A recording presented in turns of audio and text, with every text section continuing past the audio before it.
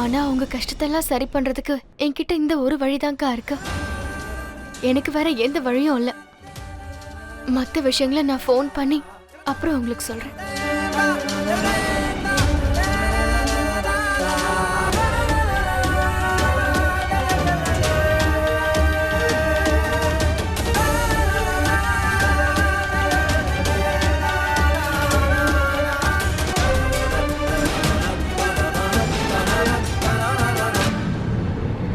சுமதிக்கு மூளை குழம்பு போயிடுச்சா என்ன? அவ என்ன பண்ணணும்னு ஆசைப்படுறா? அவ என்ன பண்றான்னு எனக்கும் தெரியலங்க.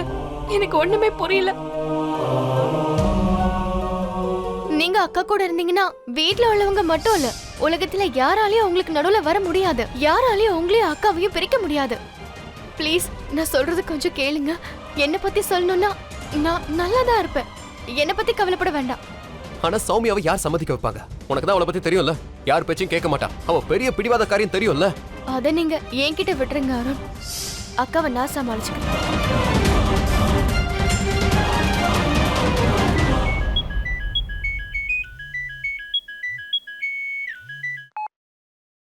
சுமதி, நீ எங்க இருக்க? ப்ளீஸ் திரும்பி வா. இங்க எல்லாரும் இல்லக்கா, நான் திரும்பி வரமாட்டேன். ஹலோ சுமதி. சுமதி, நீ என்ன பண்ணிக்கிட்டு இருக்க? இங்க பாரு, நீ இப்படி பண்றதுனால பிரச்சனை தீர்ந்து போயிடாது, இன்னும் அதிகமா தான் ஆகும். நீ ஒரு வேலை பண்ணு, நீ உடனே வீட்டுக்கு வா. நம்ம எல்லாரும் பேசி இந்த பிரச்சனையை சால்வ் பண்ணலாம். அருண், நல்ல வேளை நீங்க அக்கா கூடவே இருக்கீங்க. நான் உங்ககிட்ட 2 வேலை செய்யணும்னு சொன்னேன்ல, நான் உங்ககிட்ட கொஞ்சம் பேசணும். உங்ககிட்ட பேச எனக்கு எதுவும் இல்ல, நான் வரேன். மனைவியா பேசலனாலும் மச்சினிச்சியா உங்ககிட்ட பேசலாம்ல. சொல்லு. 2 வேலை இருக்கு, அதை நீங்க செய்வீங்களா?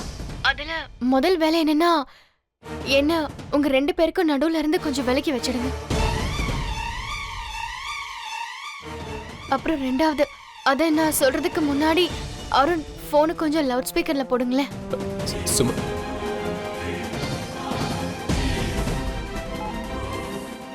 சொல்லு. போன் ஸ்பீக்கர்ல இருக்க. நான் என்ன சொல்றேனோ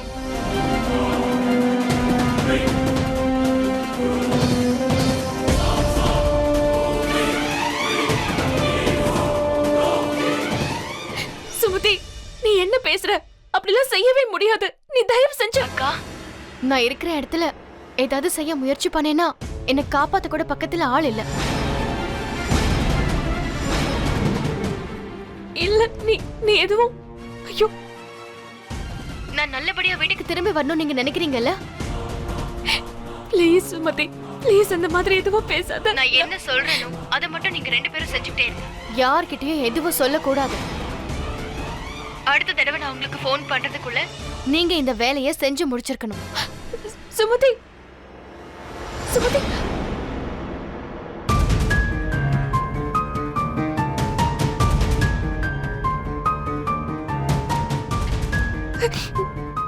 எனக்கு சுமதி என்ன பண்றாங்க? இப்படிலாம் நடக்கவே கூடாது. வீட்டுல பெரிய பிரச்சனை ஆயிடும், எல்லாமே செதறி போயிடும். நீங்க வந்து சுமதி தப்பான முடிவு எடுத்துட்டானா? இல்ல சுமதி,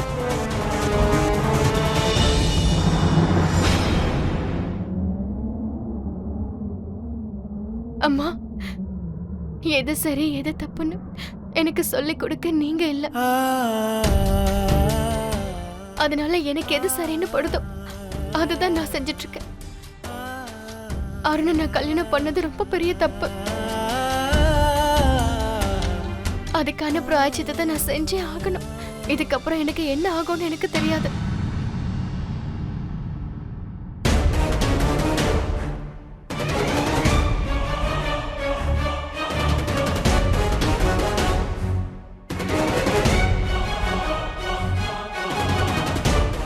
நில்லு.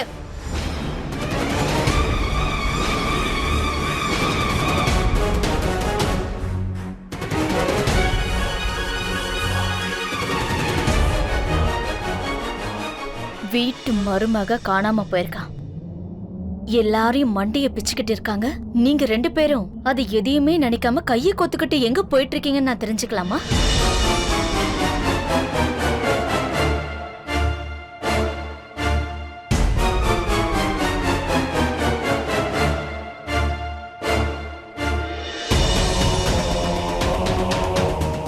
இந்த பிரச்சனைக்கு ஒரு தீர்வை கண்டுபிடிக்க தான் போய்கிட்டு இருக்கோம். நாங்க சுமதியை தேட போய்கிட்டு இருக்கோம்.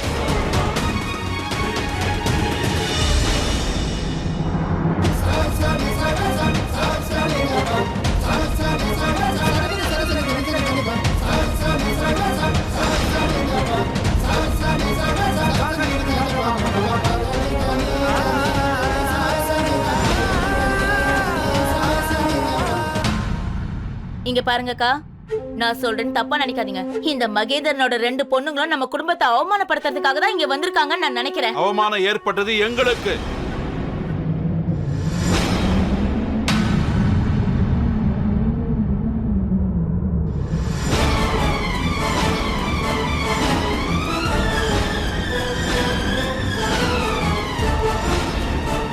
உங்க வீட்ல சம்பந்தம் வச்சுக்கிட்டதால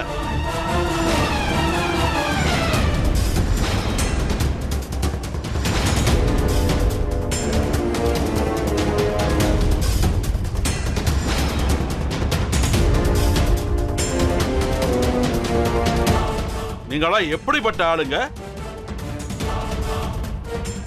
இந்த வீட்ல யார் என்ன பண்ணிட்டு இருக்காங்கன்னு யாருக்குமே தெரியல. என்னோட மக எங்க?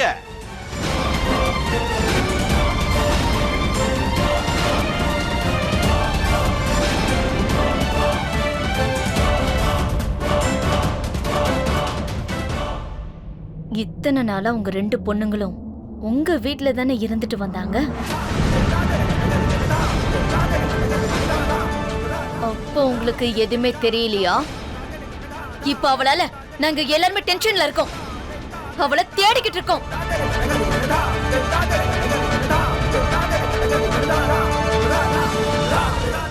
டேய் வீரா, சொல்லுங்கண்ணே. போலீஸ்க்கு ஃபோன் பண்றேன். சரிண்ணே. வேண்டாம் வேண்டாம், நில்லுங்க. நம்ம கொஞ்ச நேரம் பார்க்கலாம். இதுல ஏதோ ஒரு விஷயம் இருக்குன்னு எனக்கு தோணுது. அக்கா தங்கச்சிங்க 2 பேரும் ஏதோ ஒரு நாடகம் ஆடுறாங்க.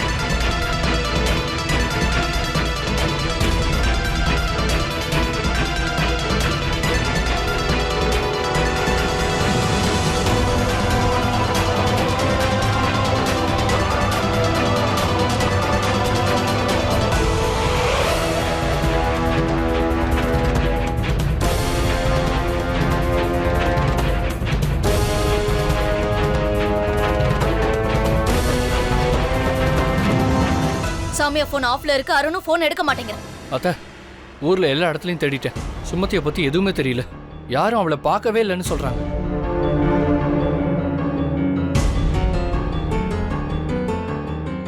அட விடுப்பா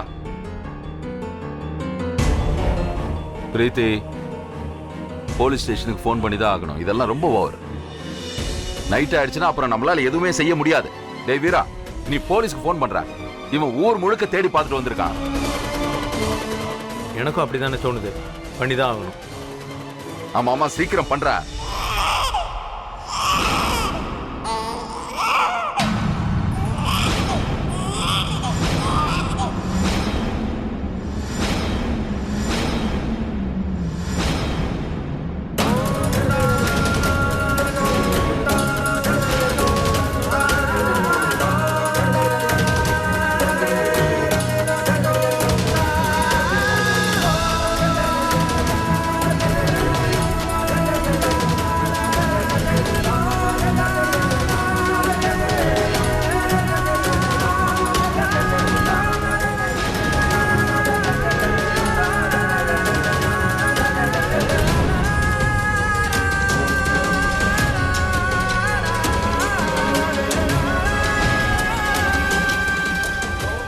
இது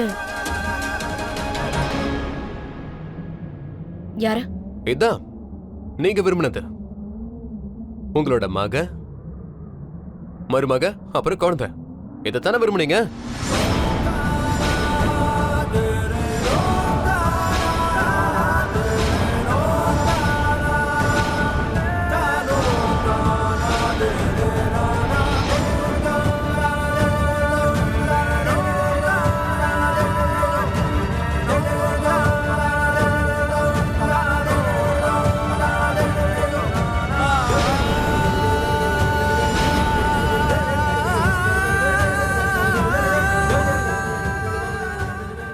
அப்படின்னா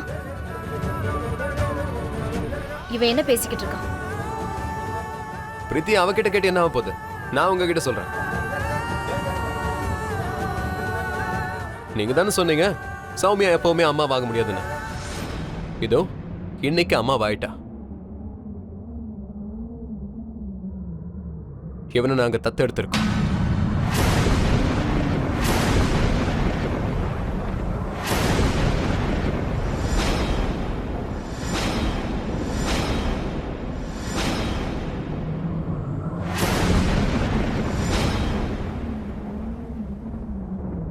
குழந்தைய தத்தெடுத்துக்கிட்டேன்னா என்ன அர்த்தம்? தத்தெடுத்துக்கிட்டேன்னா என்ன அர்த்தம்? தத்தெடுத்துக்கிட்டேன்னா என்ன அர்த்தம்? ஒரு விஷயம் நல்லா கேட்டுக்கோ அருண். தெருவுல இருந்து ஏதாவது ஒரு குழந்தைய தூக்கிட்டு வந்து அதை எங்க தலையில கட்டணும்னு நினைச்சேனா அதை நாங்க ஏத்துப்போம் நினைச்சியா? அதை இந்த வீட்டு வாரிசு நினைப்போமா? இல்ல. ஏதாவது ஒரு குழந்தைய கூட்டிட்டு வந்து நீ இந்த திருநங்கைய இந்த வீட்டோட மருமகளை ஆக்க முடியாது. கண்டிப்பா நான் ஒத்துக்க மாட்டேன். ஆமா, இவ இருக்காளே, இவ திருநங்கையா மட்டும் தான் இருப்பா. உனக்கு புரியுதா? எங்க எங்க கேட்டீங்களா? இது நம்ம வீட்டோட வாரிசம். எனக்கு என்ன பாத்துக்கிட்டு இருக்கீங்க? ஏதாவது பேசுங்க. இது இந்த வீட்டோட வாரிசு இல்ல. ஒரு நிமிஷம் டென்ஷன் ஆகாம இரு. நான் பேசுறேன்.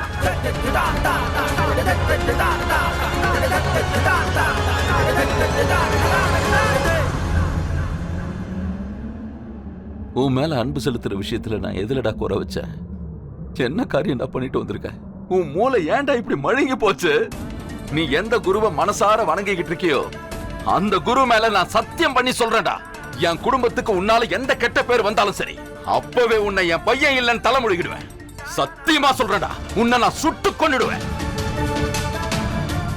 இங்க பாரு, இதுக்கு மேல நான் இவ்வளவு பொறுத்துக்க மாட்டேன். உனக்கும் திருநங்கைக்கு இடையில இருக்கிற கதையை இதுக்கு மேல என் வீட்டுல பொறுத்துக்க மாட்டேன். அர்ஜுன் தாஸ் இதை எல்லாம் பொறுத்துக்கவே மாட்டான். என்னோட பரம்பரை அவ்வளவு கௌரவமான பரம்பரைடா. நீ கொண்டு வந்த குழந்தையை என்னால வம்சத்துல சேர்த்துக்க முடியாது.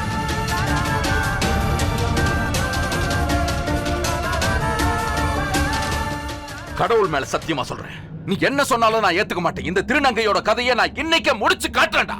இங்க பாரு, இன்னைக்கே இவளோட கதையை நான் முடிச்சு காட்டுறேன் பார். நீ ஆம்பளை சிங்கன்னா என்ன தடுத்து பாரு, நான் பார்க்கலாம். யார்கிட்ட விளையாடுற? வா.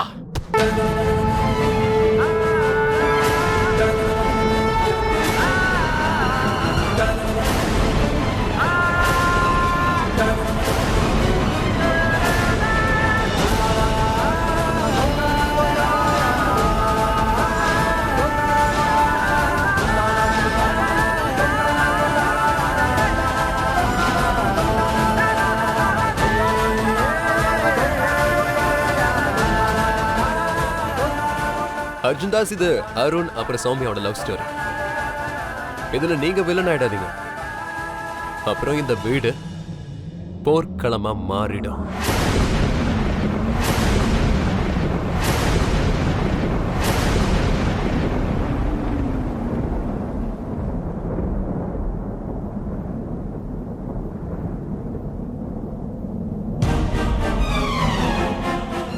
நீங்க எவ்வளவு முயற்சி பண்ணதுக்கு அப்புறமும் எங்களை பிரிக்க முடியலன்ற போது இதுக்கு மேல முயற்சி பண்ணி என்ன பண்ண போறீங்க? நான் தான் சொன்னேன்ல, இப்ப நீங்களே இந்த உண்மையை ஒத்துக்க வேண்டிய நேரம் வந்துருச்சு. இனிமேலும் எங்களை பிரிக்கணும் நீங்க தயவு செஞ்சு முயற்சி பண்ணாதீங்க.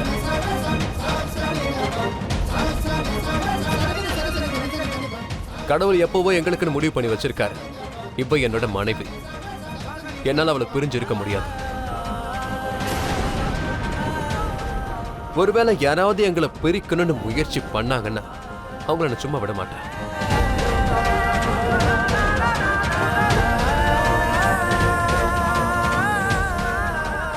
நீ சொல்றது சரிதான். யாரும் உங்களை பிரிக்க முயற்சி பண்ண மாட்டாங்க. அதுல எந்த புண்ணியமும் இல்ல. ஆனா என்னுடைய பையன் இந்த திருநங்கையோட காதல்ல ஒரு பொட்டையாவே மாறிட்டான்.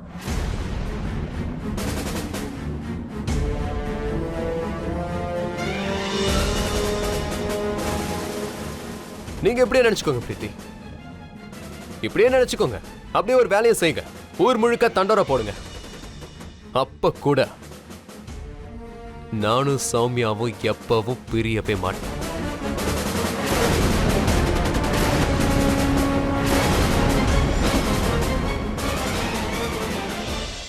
இவ என் வாழ்க்கையோட முக்கியமான பகுதி. இவளை தவிர வேற எதுவும் எனக்கு முக்கியமானது கிடையாது. குறிப்பா யாரும் இல்ல.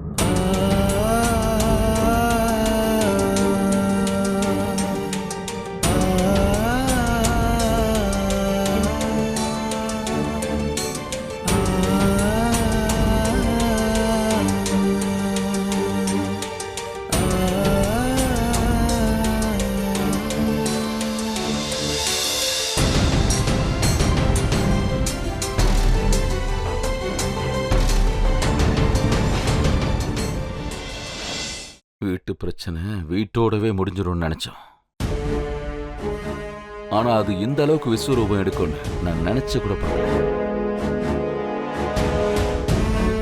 ஒரு திருநங்கைய மருமகளாக்கிக்கிட்டோம், அவ தங்கைய கூட மருமகளாக்கிக்கிட்டோம். ஆனா 2 பேரும் சேர்ந்து குடும்பத்தையே ஒரு வழி பண்ணிட்டாங்க.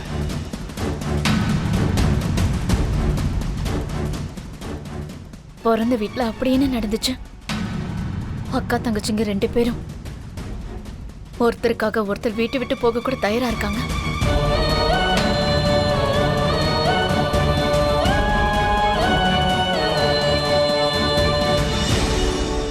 நீங்க எங்க கிட்ட என்ன மறைச்சுக்கிட்டு இருக்கீங்க?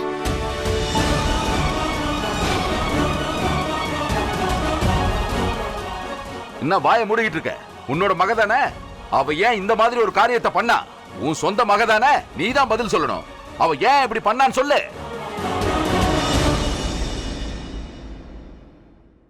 காலையில இருந்து நான் உங்க கூட இங்க தான் உட்கார்ந்து இருக்கேன். எனக்கு இப்படி உட்காரணும்னு ஆசையா? உங்கள மாதிரி தான் எனக்கு அப்படிதான் பயமா தான் இருக்கு. இங்க பாரியா, அப்படி எல்லாம் பேச முடியாது. நீ அவங்க 2 பேரோட அப்பா. அதனால நீ தான் தகப்பன் ஸ்தானத்துல இருந்து பொறுப்பா இதுக்கு பதில் சொல்லணும். சுமதி ஓடி போறதுக்கு முன்னாடி அவ உன் வீட்டுக்கு தான் வந்தா. உன் வீட்டுக்கு வந்ததுக்கு அப்புறம் தான் அவ அங்க இருந்து ஓடி போயிருக்கா. அப்ப நீ தான் பதில் சொல்லணும். கொஞ்ச நேரம் அமைதியா இருங்க. சத்தம் போடுறதுனால என்ன நடந்துற போகுது? சரி பாட்டிமா, உங்க பேத்திங்க 2 பேருமே எங்க போயிருக்காங்கன்னு உங்களுக்கு நல்லாவே தெரிஞ்சிருக்குமே. தெரிஞ்ச உண்மையை சொல்லுங்க. எதுக்காக இப்படி உட்கார்ந்துட்டு இருக்கீங்க?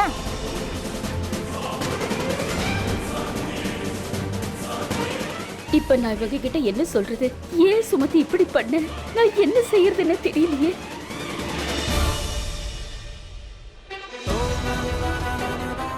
நீங்க ஒரு முறை கீழே இறங்கி பார்த்துட்டு வாங்க ப்ளீஸ். நாம எடுத்த முடிவுல எப்பவும் தெளிவா இருக்கணும், புரியுதா? ஆமா, ஆனா இப்ப கீழே 2 குடும்பமும் சண்டை போட்டுட்டு இருக்காங்க. இந்த நேரத்துல போய் இந்த 2 குடும்பமும் சேர்ந்துதான் நம்மள பிரிக்க முயற்சி பண்ணிக்கிட்டு இருக்காங்க. அருண் இந்த மாதிரி ரூம்லயே உட்கார்றதுனால நமக்கு எந்த தீர்வும் கிடைக்க போறதில்ல. நம்மளால எதுவும் செய்ய முடியாது. ஓகே,